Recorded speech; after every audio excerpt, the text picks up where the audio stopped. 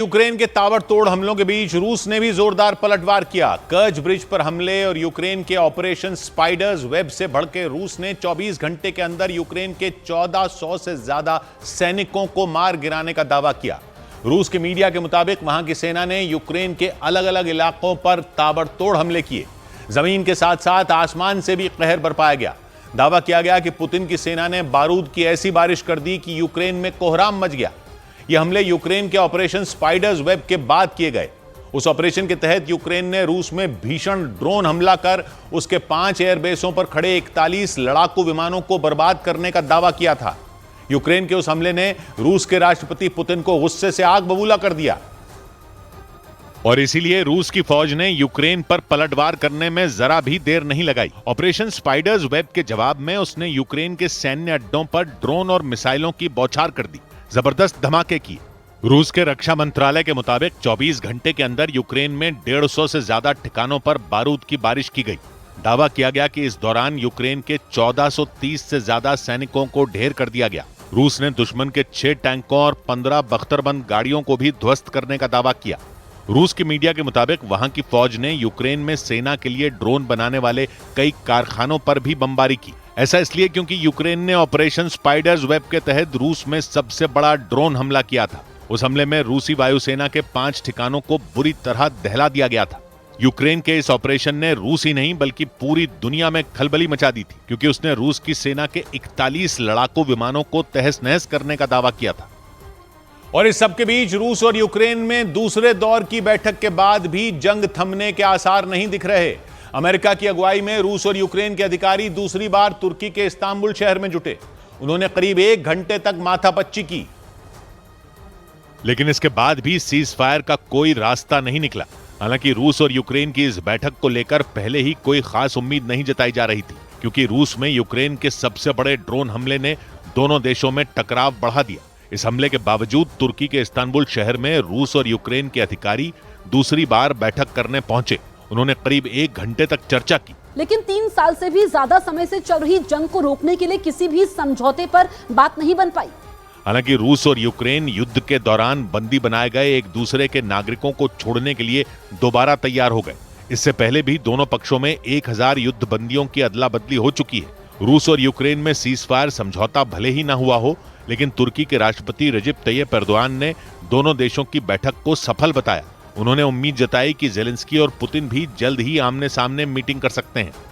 लेकिन खबर है कि इस्तांबुल की बैठक में रूस ने यूक्रेन के सामने सीज फायर के लिए ऐसी शर्त रख दी जिसे सुनकर जेलेंस्की का पारा चढ़ गया, क्योंकि दावा किया गया कि पुतिन ने शांति समझौते के लिए यह शर्त रख दी कि आधे से ज्यादा यूक्रेन पर उनका कंट्रोल होगा। यह दावा न्यूज एजेंसी रॉयटर्स की एक रिपोर्ट में किया गया। उस रिपोर्ट के मुताबिक रूस की ओर से यूक्रेन के सामने 2 ऑफर रखे गए और यह भरोसा दिया कि अगर यूक्रेन इन दोनों ऑफर में किसी एक के लिए राजी हो जाता है तो उनकी सेना अपना ऑपरेशन रोक देगी। न्यूज एजेंसी रॉयटर्स के मुताबिक पुतिन ने यूक्रेन के उन इलाकों पर पूरे कंट्रोल की मांग की जहां तक उनकी सेना पहुंच चुकी है। दावे के मुताबिक पुतिन क्राइमिया को तो अपना मानते ही हैं, साथ ही उनकी मांग है कि यूक्रेन के लुहांस्क, डोनेस्क, जापोरिजिया और खैरसोन भी रूस को दे दिए जाएं। मतलब यूक्रेन के इन 4 प्रांतों पर रूस अपना कंट्रोल चाहता है। दावा किया गया कि इसके अलावा उन्होंने एक और ऑफर भी दिया, जिसके तहत जेलेंस्की को दूसरे देशों से मिल रही मदद पर पूरी तरह से पाबंदी लगानी होगी। यूक्रेन में मार्शल लॉ का ऐलान करना होगा और अगले 100 दिन के अंदर वहां नए सिरे से चुनाव करवाने होंगे। हालांकि यूक्रेन को नेटो में शामिल न करने की बात पर पुतिन ने कोई समझौता नहीं किया। वो इस बात पर अड़े रहे कि बातचीत तभी होगी जब यूक्रेन नेटो से जुड़ने का प्लान कैंसिल करेगा। और पुतिन की शर्तों को देखकर ऐसा लगा जैसे वो समझौता नहीं बल्कि जोरदार पलटवार की तैयारी में लगे हुए हैं, क्योंकि यूक्रेन पहले ही ये साफ कर चुका है कि वो अपनी जमीन का एक भी टुकड़ा रूस को नहीं देगा। मतलब पुतिन ने जो शर्तें समझौते के लिए रखी वो ऐसी हैं जो यूक्रेन चाहकर भी पूरी नहीं कर पाएगा। इसी वजह से यह अनुमान लगाया गया कि पुतिन समझौता नहीं बल्कि पलटवार की कोशिश में है। यूक्रेन ने 48 घंटे के अंदर पहले उसके 40 से ज्यादा एयरक्राफ्ट तबाह किए, फिर क्राइमिया के कर्ज ब्रिज को भी दोबारा उड़ा दिया। मतलब जेलेंस्की की सेना ने पुतिन को 2 दिन में 2 गहरे जख्म दे दिए। और माना जा रहा है कि पुतिन इन हमलों का बदला लेने की तैयारी में जुट गए, क्योंकि यूक्रेन ने उनके गुरूर पर वार किया। उसने बड़ी प्लानिंग के साथ रूस में घुसकर उसके अलग अलग एयरबेस पर मौजूद करोड़ों डॉलर के एयरक्राफ्ट तबाह कर दिए थे। जिससे पुतिन का पारा चढ़ गया। पुतिन के कई करीबियों ने तो इसके बाद यूक्रेन पर परमाणु हमले की धमकी तक दे डाली। यूक्रेन ने यह हमला तब किया जब दोनों देशों के बीच समझौते को लेकर बातचीत जारी है। माना जा रहा है कि इसी वजह से रूस ने जानबूझकर ऐसी शर्तें रखी जिनके लिए यूक्रेन राजी ही न हो, और अगर यूक्रेन न माना तो फिर पुतिन उस पर भयंकर हमला कर सकते हैं। और यूक्रेन ही नहीं, जर्मनी के सेना प्रमुख ने तो चेतावनी दी कि रूस सैन्य संगठन नेटो के सदस्यों पर भी हमला कर सकता है। उन्होंने जवाबी हमले के लिए तैयारी करने की अपील कर दी। नेटो अटलांटिक महासागर इलाके के 32 देशों का सैन्य संगठन है, जिसका मकसद साझा सुरक्षा पर काम करना है। जर्मनी भी नेटो का सदस्य है, जो यूक्रेन में युद्ध की शुरुआत से ही उसे सैन्य मदद पहुंचाता रहा है। नेटो के ज्यादातर सदस्य रूस के खिलाफ यूक्रेन का समर्थन करते आए हैं। इसी से भड़के रूस के राष्ट्रपति व्लादिमीर पुतिन कई बार उन्हें अंजाम भुगतने की धमकी भी दे चुके हैं। हालांकि यूक्रेन जंग में उलझने की वजह से वो किसी और देश से सीधा टकराने से बचते रहे हैं, लेकिन जर्मनी के सेना प्रमुख कार्स्टन ब्रॉयर ने आगाह किया कि रूस नेटो के खिलाफ जंग का ऐलान कर सकता है। उन्होंने दावा किया कि इस हमले के लिए रूस ने तैयारी भी शुरू कर दी। कार्स्टन ब्रॉयर के मुताबिक रूस में हर साल करीब 1500 टैंक बनाए जा रहे हैं। इतना ही नहीं, पुतिन का देश एक साल में टैंक से दागे जाने वाले 40 लाख से ज्यादा गोले बनाने में जुटा है। इसके अलावा घातक मिसाइलों और खतरनाक हथियारों का भी उत्पादन बढ़ा दिया गया। जर्मनी के आर्मी चीफ के मुताबिक रूस में जो गोला बारूद और हथियार बनाए जा रहे हैं, उनका एक बड़ा हिस्सा गोदामों में रखा जा रहा है, ताकि नेटो से दो हाथ करने में उनका इस्तेमाल किया जा सके।